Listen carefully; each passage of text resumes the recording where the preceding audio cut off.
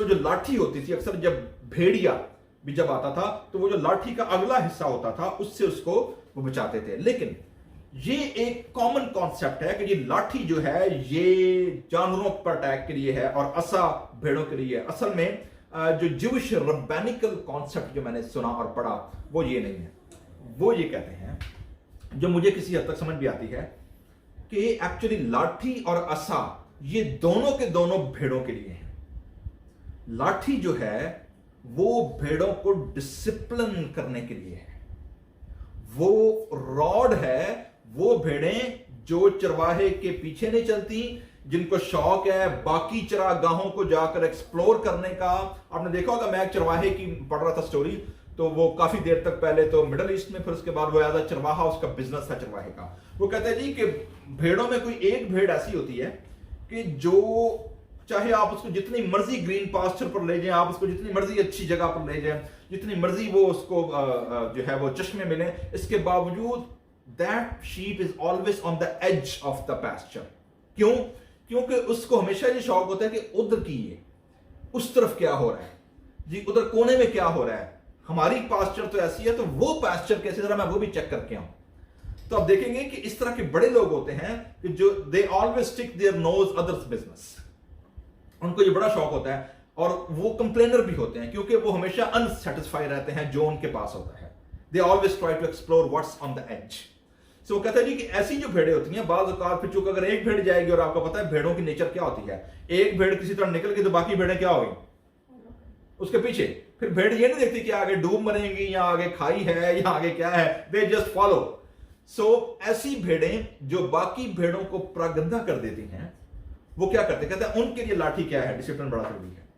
ٹھیک ہے, وہ لوگ جو بچے پال رہے ہیں اور وہ لوگ جن کو پتا ہے کہ بچے اگر بھیڑوں کی مانند ہیں, ہمارے پاکستانی کانٹیکس میں آپ کو پتا نا چھوٹے چھوٹے ٹول ہوتے ہیں ماں باپ جو یوز کرتے ہیں بچوں کو ڈسپلن کرنے کے لیے.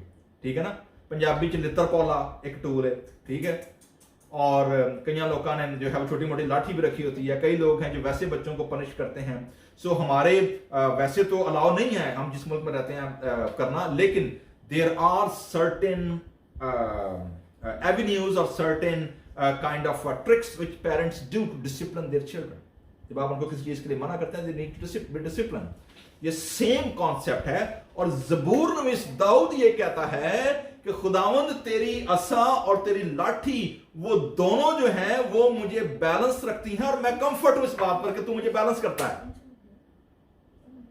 ٹھیک ہے, سو کانسیپٹ یہ نہیں ہے کہ جی خدا جو ہے وہ سب سزا دینے والا ہے. نو, ایسا نہیں ہے. God is a righteous God, He is a loving Father, He is a sacrificial Father, He is the body. لیکن جہاں پر بھیڑ کو ڈسپلن کرنے کی بات آئے گی وہ وہاں لاٹھی سے گریز نہیں کرے گا. یہی وجہ ہے کہ امثال کی کتاب کا مصنف ہمیں کہتا ہے کہ تو لڑکے کی اس راہ پر تربیت کر جس پر سے کیا کرنا ہے. تربیت کا مطلب کیا ہے؟ This is not only intellectual اور کریٹو اور مینٹل ایکسرسائز. اس کا مطلب یہ ہے کہ you should have a discipline with strict rules and even some time امثال کا مصنف کہتا ہے اگر تو لاٹھی کو اس سے دور رکھے گا تو پھر اس کا خیر خواہ نہیں ہے. ٹھیک ہے, اور آپ کو پتہ ہے عبرانی کا مصنف کیا لکھتا ہے, کہتا ہے کہ وہ باپ جن سے محبت رکھتا ہے ان کو کیا کرتا ہے, ان کو تنبیہ کرتا ہے. اگر کہتا ہے کہ تمہیں تنبیہ نہ کی گئی, تمہیں ڈسپلن نہ کیا گیا, دس از اے ہارڈ ورڈ, لیکن کلام میں استعمال ہوا ہے, کہتا ہے کہ تم حرام زادے ٹھہرے کہ اگر تمہیں باپ ڈسپلن نہ کرے تو. So there is a time when children need to be disciplined. اور داؤد جو ہے وہ اسی چیز کو ریپرزینٹ کرتا ہے کہ تیرے عصا اور تیری لاٹھی سے کیا کہتا ہے, I am comfort with that God.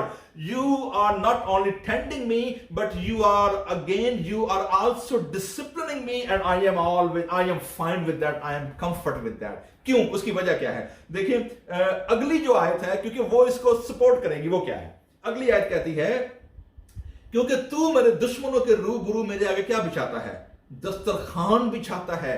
تو اسی آیت کا جو نیکسٹ ریفرنس ہے وہ اس لیے ہے دشمنوں کے آگے دسترخوان بچھانے کا کیا مطلب ہے. اس کا مطلب یہ تھوڑی ہے کہ جی جو آپ کو قتل کرنے والے ہیں یا جو آپ کو مارنے والے ہیں آپ ان کے ساتھ بیٹھ کر تو ڈائن اینڈ وائن کر رہے ہیں. ایسے سٹوری نہیں ہے. اس کا مطلب کیا ہے؟ دس از این امیجری کہ خداوند تو نے جن لوگوں کو استعمال کیا مجھے ڈسپلن کرنے کے لیے, खुदावन वो लोग जो मेरे टीचर्स बने, जिन लोगों ने मुझे हार्ड टाइम दिया, जिन लोगों ने मुझे हार्डशिप्स दी, जिनकी वजह से शायद मुझे भागना पड़ा, जिनकी वजह से शायद मुझे दौड़ना पड़ा, जिनकी वजह से शायद मुझे फाइनेंशियल, स्पिरिचुअल, इमोशनल क्राइसिस में आना पड़ा, I am thankful to them, क्योंकि उन लोगों की वजह से मैं आज जहां पर हूं, उनकी वजह से पहुंचा हूं। अगर वो ऐसे हालात क्रिएट ना करते, अगर वो ऐसी बातें ना करते, अगर वो मेरे खिलाफ ऐसे मंसूबे ना बांधते, तो I would never known your presence and your promises.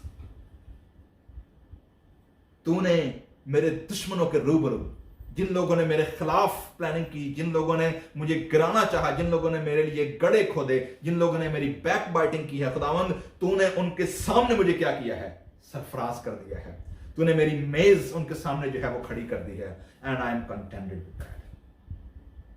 Striking understanding ज़बूर 23 इस लिहाज से बड़ा अहम है, जैसे मैंने पहले जिक्र किया था, this is all about what? Personal relationship. ठीक है जी। आखिरी